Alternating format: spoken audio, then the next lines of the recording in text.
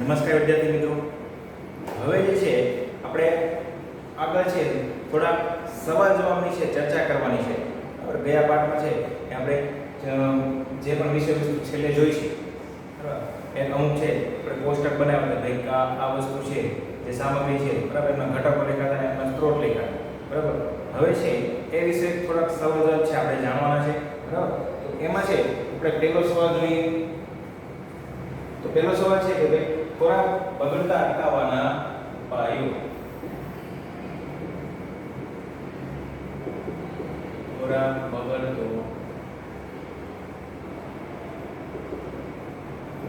અટકાવવાના ઉપાય. બરાબર, બે ગુણ અથવા તો 3 ગુણમાં પૂછે છે તો શું લખવાનું? બરાબર, આપણે જે ખોરાક ખાઈએ છીએ, બરાબર, અમુક જગ્યાએ છે કોઈ પ્રસંગમાં જઈએ તો મોટા પ્રમાણમાં ખોરાક છે એ બગડતો, બરાબર, કે જે આપણા માટે સારું કહી શકાય નહીં. કેમ કે ખોરાક જે છે જોઈએ એમના કરતાં છે એ બગાડ વધારે પ્રમાણમાં થતો હોય એવું આપણે ઘણી જગ્યાએ છે જોવા મળતું, બરાબર. તો એ આપણા માટે સારી બાબત કહી શકાય નહીં. કેમ કે વધારે પ્રમાણમાં છે ખોરાક બગડવો એ સારી નિશાની નથી. તો અહીંયા એ જાણવું છે કે ભાઈ ખોરાક જે છે એમને બગડતો કઈ રીતે આપણે અટકાવી શકીએ. તો એ જે છે એ શરૂઆત કરીએ તો પહેલો મુદ્દો છે આપણે એવો લખી શકીએ કે ભાઈ જરૂરિયાત મુજબ ખોરાક છે રાંધવો જોઈએ. પહેલો પોઈન્ટ શું લખવાનો છે? જરૂરિયાત મુજબ ખોરાક રાંધવો જોઈએ. જેટલી જરૂર છે એટલો જ ખોરાકનો છે આપણે ઉપયોગ કરવો જોઈએ, બરાબર. બીજું, ઉપયોગમાં પણ લેવો જોઈએ. જેટલો ખોરાક આપણે જોઈએ છે એટલો જ ખોરાક છે એ રાંધવાનો અને એટલો જ ખોરાક છે આપણે ઉપયોગમાં પણ લઈ શકીએ. ત્યારબાદ બીજો મુદ્દો લખ્યો કે ભાઈ જમતી વખતે છે આપણે જ્યારે જમવા બેસીએ તો જમતી વખતે ખોરાકનો છે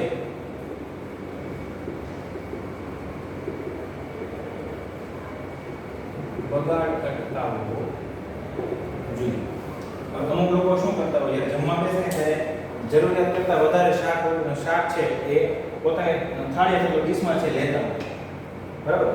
જરૂર કરતાં વધારે પછી શું થાય, એટલું પતતું નથી તો એ જે છે પછી ક્યાં જાય? એઠવાડમાં જાય, એટલે કે બગાડ થાય. ખ્યાલ આવે એવું ન કરવું જોઈએ. જમવા બેસીએ તો એ વખતે ખોરાકનો છે બગાડ આપણે અટકાવવો જોઈએ, બરાબર. બીજું છે કે જ્યારે ફળો અથવા શાકભાજી, બરાબર, ફળો અથવા શાકભાજી છે એ બગડે પહેલા એમનો ઉપયોગ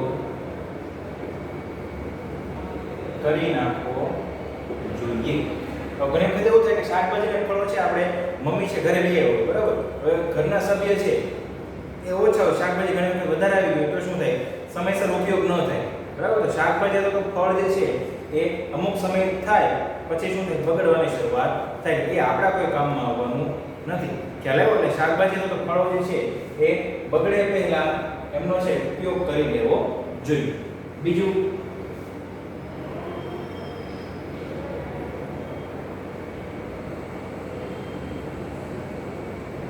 શાકભાજી, ફળો, અન્ય ખાદ્ય સામગ્રી બગડે નહીં તેની કાળજી લેવી જોઈએ.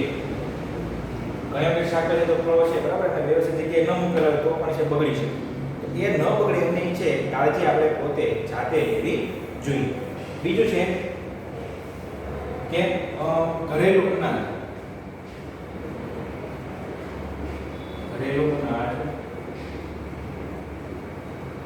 બગડે નહીં તેની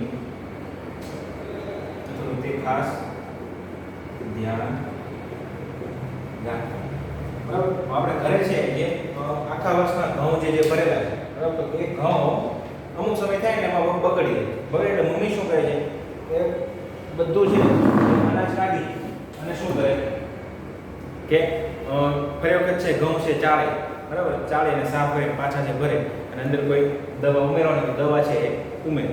ખ્યાલ આવ્યો?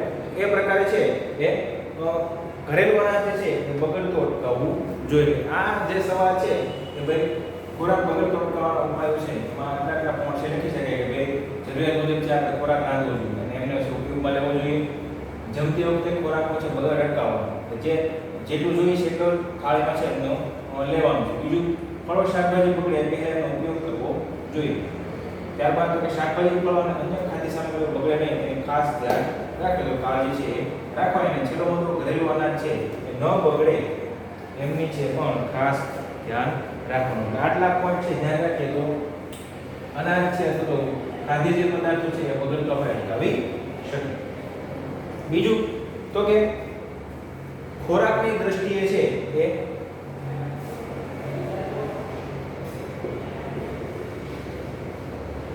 ખોરાકની દ્રષ્ટિએ પ્રાણીઓનું વર્ગીકરણ જણાવો. બરાબર, ખોરાકની દ્રષ્ટિએ જે પ્રાણીઓનું વર્ગીકરણ કરેલું છે, બરાબર, એ આપણે જણાવવાનું છે. ગયા લેક્ચરમાં છે આપણે વાત કરેલી, કઈ વાત કરેલી કે ત્રણ છે એ ભાગ આપણે જોયેલા. કયા કયા ત્રણ ભાગ? તો પેલું છે એ જોયેલું તૃણાહારી, બરાબર, અથવા તેને કહેવામાં આવે છે શાકાહારી. બીજું જોયેલું છે એ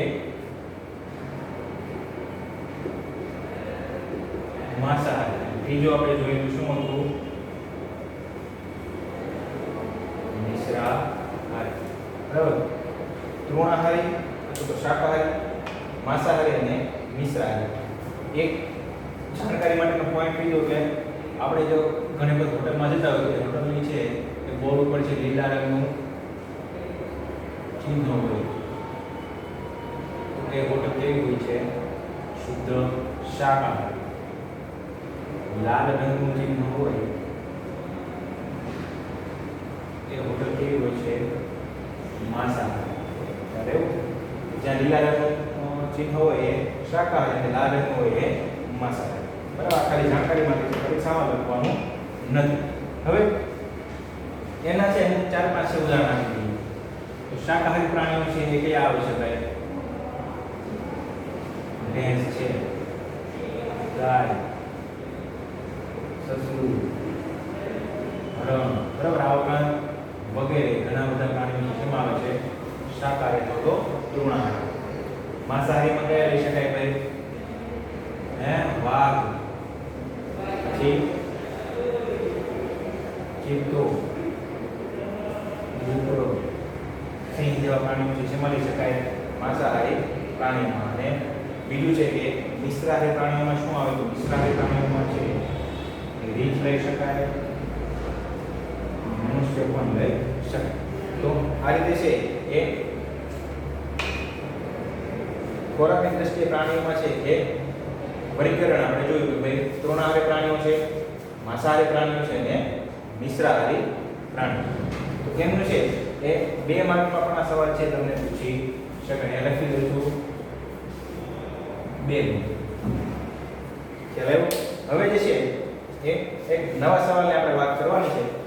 એ સવાલ મેં કેવો છે કે આપણે છે અલગ અલગ સમયે છે એ અલગ અલગ અથવા તો વિવિધતા ધરાવતો ખોરાક છે આપણે ઉપયોગમાં લઈએ. બરાબર, દરેકને ખ્યાલ જ છે. એમની પાછળનું કારણ છે આપણે જાણવાનું છે કે વિવિધ સમયે છે સીઝન પ્રમાણે અલગ અલગ ખોરાક છે આપણે ખાઈએ છીએ. એમની પાછળનું શું કારણ છે?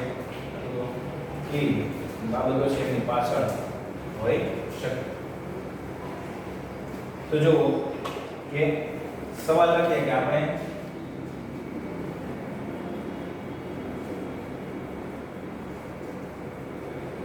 વિવિધ સમયે વિવિધ ખોરાક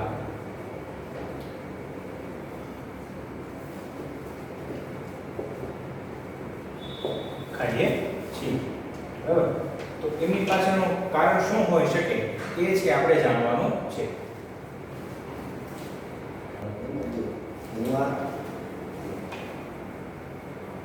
હવે છે આપણે જોવાનું કે ભાઈ વિવિધ સમય છે, વિવિધ ખોરાક છે આપણે ખાઈએ છીએ, બરાબર? તો એમાં છે એવું આપણે કેમ કરીએ છીએ, શા માટે, એ આપણે જાણીએ. ભાઈ અલગ અલગ ખોરાક ખાઈએ છીએ તો પહેલા તો એ બાબત એક મહત્વની છે કે અલગ અલગ ખોરાક ખાઈએ સમયાંતરે તો ખોરાકની છે રુચિ જળવાય. શું જળવાય રહે? રુચિ જળવાય રહે. તો પેલો મુદ્દો લખવાનો કે અલગ અલગ સમયે વિવિધ ખોરાક ખાવાથી ખોરાક પ્રત્યેની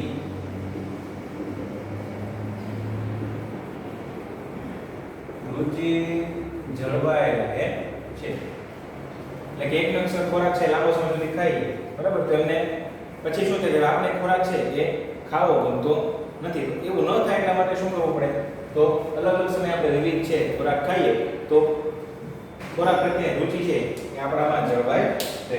ત્યારબાદ તો કે બધા પોષક તત્વો છે મળી ગયા. બીજો પોઈન્ટ, બધા જ પોષક તત્વો શરીરને મળી રહે છે. હવે એકનો ખોરાક ખાતા હોય, બરાબર? તેમાં કોઈ સમજો કે આપણે કોઈ એ નામનો ખોરાક છે એ ખાઈએ છીએ વારંવાર, તો એ નામના ખોરાકમાં છે એ કયું તત્વ છે? ચાલો વિટામિન સી છે, ખાલી વિટામિન સી છે. પણ આપણા શરીર છે બધા પોષક તત્વોની જરૂર પડે, બરાબર? બધા જ પોષક તત્વો. તો આ બધા પોષક તત્વો છે એ મેળવવા માટે આપણે શું કરવું પડે છે ભાઈ? વિવિધ ખોરાક છે એ લેવો પડે છે. આ એની પાછળનું મુખ્ય કારણ કે ભાઈ બધા જ પોષક તત્વો છે એ આપણને મળી એટલા માટે આપણે છે વિવિધ ખોરાક ખાવો જોઈએ. એ ઉપરાંત તો કે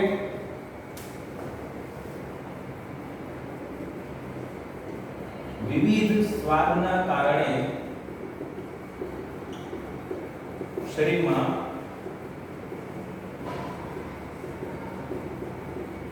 વિવિધ પાચક રસો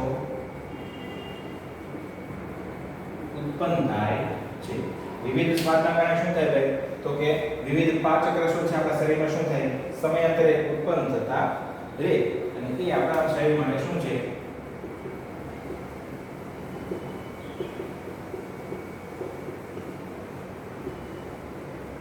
જરૂરી છે. એટલા માટે આપણે સમયાંતરે છે વિવિધ પ્રકારનો ખોરાક છે ઉપયોગમાં લેતા હોય. અને બીજું તો કે ઋતુઓ પ્રમાણે છે એ શાકભાજી અને ફળફળાદી પણ ખાઈ શકાય છે. ઋતુ પ્રમાણે શાકભાજી અને ફળાદી ખાઈ શકાય છે. ખ્યાલ એ તો આપણે ખ્યાલ છે કે ઋતુ પ્રમાણે શાકભાજી અને ફળાદી કઈ રીતે? ઉનાળો એટલે આપણે છે કે ખાઈએ છીએ, શિયાળામાં કેરી મળે, ચોમાસામાં કેરી મળે છે નથી મળે, બરાબર? શાકભાજી પણ અમુક પ્રકારના છે એ અમુક સિઝનમાં છે આપણને મળતા હોય. તો ઋતુઓ પ્રમાણે છે આપણે શાકભાજી પણ વ્યવસ્થિત રીતે છે એ ખાઈ શકીએ. માટે આપણે છે એ વિવિધ સમયે વિવિધ ખોરાકનો ઉપયોગ છે એ કરતા હોય. આટલી વાત થઈ. હવે જે છે એક તફાવત છે આપણે જોવાનું છે, બરાબર? અને એ તફાવત શેના વિશે છે એ આપણે જાણીએ.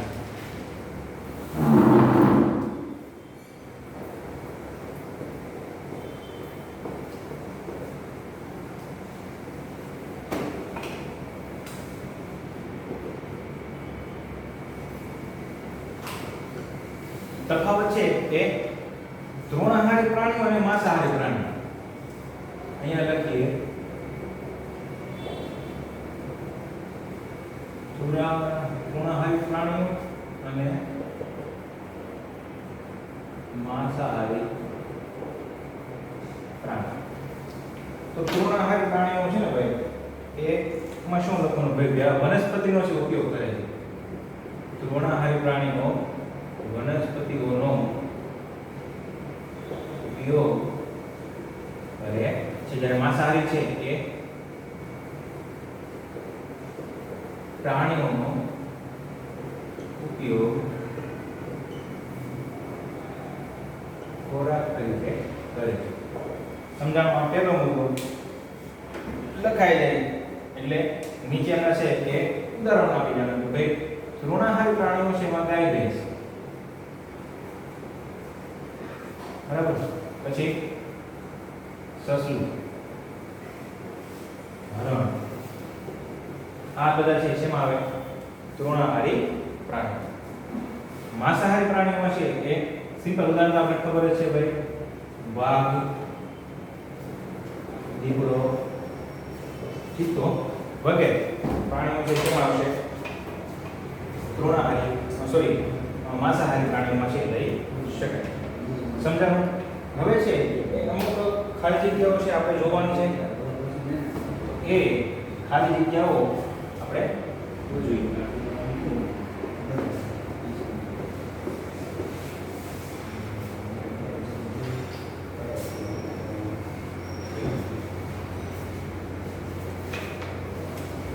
હેડિંગમાં એ ખાલી જગ્યા, બરાબર, એમાં છે પેલી ખાલી જગ્યા મસાલા છે, ખાલી જગ્યા પેદાશ છે. મસાલા છે કેવી પેદાશ છે? એ બીજું મધ, ખાલી જગ્યા પેદાશ છે. ત્રીજું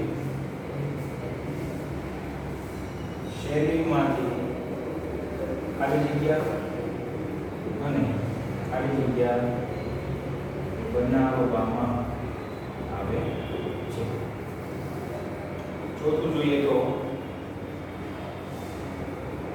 ઈંડાએ ખાલી જગ્યા પેદાશ છે.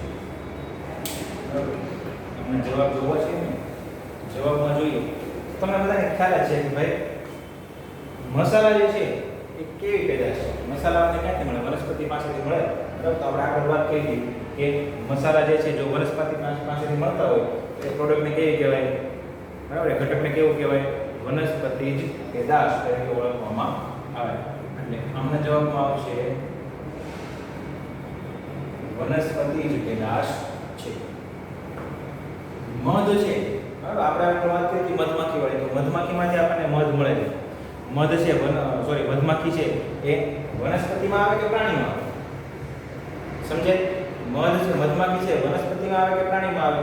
તો મધમાખી જે શેમાં આવે છે? પ્રાણીમાં આવે છે. તો મધ કઈ પ્રોડક્ટ થઈ? કઈ પેદાશ થઈ? પ્રાણી પેદાશ છે. આ છે વનસ્પતિ પેદાશ.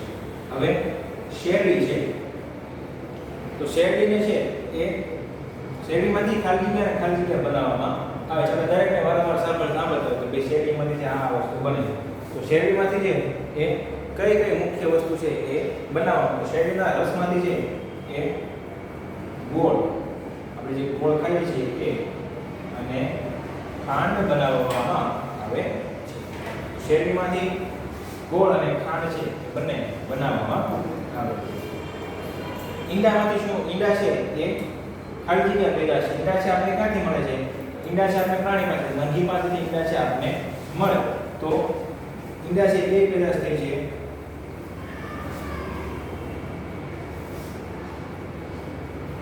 પ્રાણી પેદાશ તરીકે ઓળખવામાં આવે છે. ખ્યાલ આવ્યો? આ રીતે છે ખાલી જગ્યા પૂછાય તો તમે પણ સરળતાથી છે લખી શકો. હવે આગળનો જે ભાગ છે આપણે આવતા લેક્ચરમાં છે જોવાનો છે. નમસ્કાર.